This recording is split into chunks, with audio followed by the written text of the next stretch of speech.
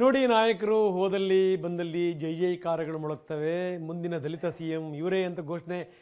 ಯಾರನ್ನಾದರೂ ನೀವು ಮುಂದಿನ ಮುಖ್ಯಮಂತ್ರಿ ಅಂತನ್ನಿ, ಅವರು ಆ ಸಂಬಂಧಪಟ್ಟಂಥವ್ರು ಬಾಯಿ ಮುಚ್ಚುವಂಥ ಪ್ರಯತ್ನ ಮಾಡ್ತಾರೆ. ಸುಮ್ಮನಿರಿ ಸುಮ್ಮನಿರಿ ಅಂತ. ಅದರ ಅರ್ಥ ಏನು ಅಂತಂದರೆ, ಹೇಳ್ಕೊಡೋರು ಇವರೇ, ಸುಮ್ಮನಿರಿ ಅಂತ ಹೇಳುವಂಥವರು ಅವರೇನೆ. ಯಾಕಂದರೆ ಸದಾ ಸುದ್ದಿಯಲ್ಲಿರಬೇಕು ಅಂತ. ಯಾಕಂದರೆ ರಾಜಕಾರಣ ಅಂದರೆ ಹಂಗನೇ, ಸುದ್ದಿಲಿರಲಿಲ್ಲ ಅಂತಂತಂದರೆ ಆ ಮನುಷ್ಯ ನೇಪಥ್ಯಕ್ಕೆ ಸರಿದು ಬಿಡ್ತಾನೆ. ಅದು ಒಂದು ಕಡೆಗೆ.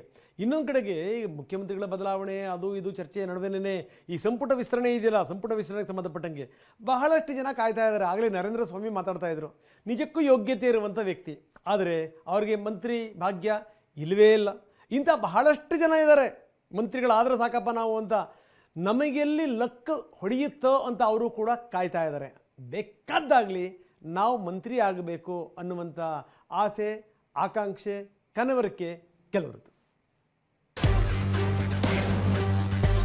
ನಾಯಕರು ಸರ್ ಜಾರಕಿಹೊಳಿ ಅವರು ಅಂತ ಒಂದು ಜವಾಬ್ದಾರಿ ವಹಿಸ್ಕೊಳ್ತಾರೆ.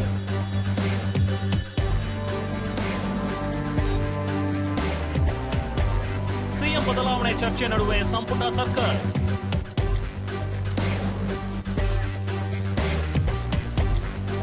ಈ 2.5 ವರ್ಷ ಆಗ್ತದೆ. 2 ವರ್ಷ ಆದಮೇಲೆ ಬದಲಾವಣೆ ರೀಶಫಲ್ ಬಹುಶಃ ನವೆಂಬರ್ 20 ಅಥವಾ ನವೆಂಬರ್ 30 ಪುನಾರಚನೆಗೆ ಸಿಎಂ ಪ್ಲಾನ್ ಶುರುವಾಯಿತು. ತಂತ್ರಗಾರಿಕೆ. ನಾವು ರಿಶಫಲ್ ಮಾಡ್ತೇವೆ ಸದ್ಯದಲ್ಲಿ. ಯಾರು ಕೂಡ ಸನ್ಯಾಸತ್ವ ವಹಿಸಿಲ್ಲ ರಾಜಕಾರಣಕ್ಕೆ ಬಂದವರು. ಒಂದು ಕಡೆ ನಾಯಕತ್ವ ಬದಲಾವಣೆ ಕೂಗು, ಕುರ್ಚಿಗಾಗಿ ದಿನಕ್ಕೊಂದು ತಂತ್ರಗಾರಿಕೆ ಕಾಂಗ್ರೆಸ್ ಪಾಳಯದಲ್ಲಿ ನಡೀತಿದೆ. ಈ ನಡುವೆ ಸಚಿವ ಸಂಪುಟ ಪುನಾರಚನೆ ಬಗ್ಗೆ ಕೈಮನೆಯಲ್ಲಿ ಹಿರಿಯ ನಾಯಕರೇ ಬಹಿರಂಗ ಚರ್ಚೆಯಲ್ಲಿ ಬ್ಯುಸಿಯಾಗಿದ್ದಾರೆ. ಸಿಎಂ, ಡಿಸಿಎಂ, ಸಚಿವರಾದಿಯಾಗಿ ಎಲ್ಲರೂ ತಮ್ಮದೇ ತಂತ್ರಗಾರಿಕೆಯಲ್ಲಿ ತೊಡಗಿದ್ದಾರೆ. ನವೆಂಬರ್ ಡಿಸೆಂಬರ್ ಕ್ರಾಂತಿ ಬಗ್ಗೆ ನನಗೆ ಏನು ಗೊತ್ತಿಲ್ಲ ಅಂತ ಗೃಹ ಸಚಿವ ಡಾಕ್ಟರ್ ಜಿ ಪರಮೇಶ್ವರ್ ಹೇಳಿದ್ದಾರೆ. ಬೆಂಗಳೂರಿನಲ್ಲಿ ಮಾತನಾಡಿದ ಅವರು, ಹೈಕಮಾಂಡ್ ಏನು ತೀರ್ಮಾನ ಮಾಡುತ್ತೋ ಗೊತ್ತಿಲ್ಲ. ಸಂಪುಟ ಪುನಾರಚನೆಯೋ ಅಧಿಕಾರ ಬದಲಾವಣೆಯೋ ಏನೇ ಇದ್ರೂ ಕೂಡ ಹೈಕಮಾಂಡ್ ತೀರ್ಮಾನ ಮಾಡಬೇಕು ಅಂದಿದ್ದಾರೆ. ಈಗ ಹೈಕಮಾಂಡ್ನವ್ರು ಯಾರಾದರೂ ಏನಾದರೂ ಹೇಳಿದಾರ? ಇಲ್ಲಿವರೆಗೆ ಹೈಕಮಾಂಡ್ನಿಂದ ನಮಗೆ ಯಾವುದೇ ಮಾಹಿತಿ ಇಲ್ಲ. ನಾವು ರಿಶಫಲ್ ಮಾಡ್ತೇವೆ ಸದ್ಯದಲ್ಲಿ, ಅಥವಾ ಲೀಡರ್ಶಿಪ್ ಚೇಂಜ್ ಮಾಡ್ತೀವಿ, ಅಥವಾ ಇನ್ನೂ ಏನಾದರೂ ಹೈಕಮಾಂಡಿಂದ ಬಂದಿದ್ರೆ ನಾವು ಅದಕ್ಕೆ ರಿಯಾಕ್ಟ್ ಮಾಡ್ಬೋದು. ನಾವೇ ಹೇಳ್ಕೊಳ್ಳೋದು, ಅವರೊಂದು ಹೇಳೋದು, ನಾನೊಂದು ಹೇಳೋದು, ಇನ್ನೊಬ್ಬರೊಂದು ಹೇಳೋದು. ಇತ್ತ ಬೆಂಗಳೂರಿನಲ್ಲಿ ಮಾತನಾಡಿದ ಸಚಿವ ಚಲುವರಾಯಸ್ವಾಮಿ, ಸಚಿವ ಸಂಪುಟ ಪುನಾರಚನೆ ಸಿಎಂ ಮತ್ತು ಹೈಕಮಾಂಡ್ಗೆ ಬಿಟ್ಟ ವಿಚಾರ ಅಂದಿದ್ದಾರೆ. ಅಲ್ಲದೆ ಖಾಲಿ ಸ್ಥಾನವನ್ನ ಉಲ್ಲೇಖಿಸಿದ ಚಲುವರಾಯಸ್ವಾಮಿ, KN ರಾಜಣ್ಣ, B ನಾಗೇಂದ್ರ ಇಬ್ಬರ ಸ್ಥಾನಗಳು ಖಾಲಿ ಇವೆ. ಪುನಾರಚನೆಗೆ ವರಿಷ್ಠರು ಸ್ವಲ್ಪ ಮನಸ್ಸು ಮಾಡಿರೋ ಮಾಹಿತಿ ಇದೆ ಎಂದಿದ್ದಾರೆ. ಬಹುಶಃ ನವೆಂಬರ್ 20 ಅಥವಾ ನವೆಂಬರ್ 30 ಡಿಸ್ಕಷನ್ ಆಗುತ್ತೆ.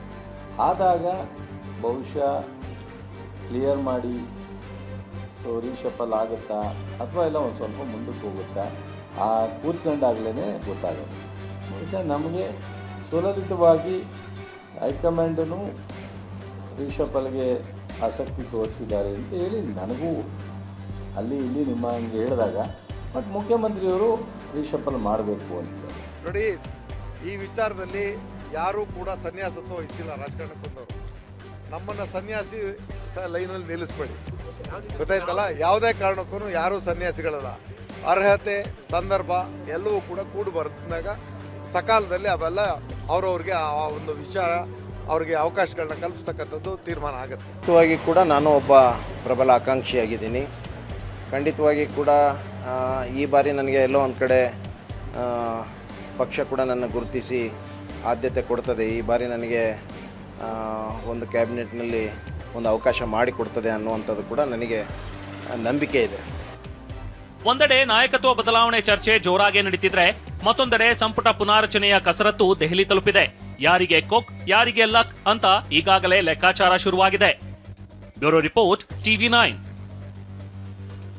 ಸಂಪುಟದ ರೀಶಫಲ್ ಆಗುತ್ತಾ ಅಥವಾ ಮುಖ್ಯಮಂತ್ರಿಗಳೇ ರೀಶಫಲ್ ಆಗಿಬಿಡ್ತಾರಾ? ಮುಖ್ಯಮಂತ್ರಿಗಳು ಬದಲಾದ ಮೇಲೆ ಏನಾದರೂ ಸಂಪುಟ ರೀಶಫಲ್ ಆಗುತ್ತಾ? ಏನು ನಡೀತಾ ಇದೆ ನೋಡ್ಬೇಕು. ಯಾಕಂದರೆ ಇನ್ನು ಈಗ ಸ್ವಲ್ಪ ಮಾಗ್ತಾ ಇದೆ. ಮುಂದಿನ ದಿನಗಳಲ್ಲಿ ಇದಕ್ಕೆ ಸಂಬಂಧಪಟ್ಟಂಗೆ ತುಂಬ ಕ್ಲಾರಿಟಿ ಸಿಗುತ್ತೆ.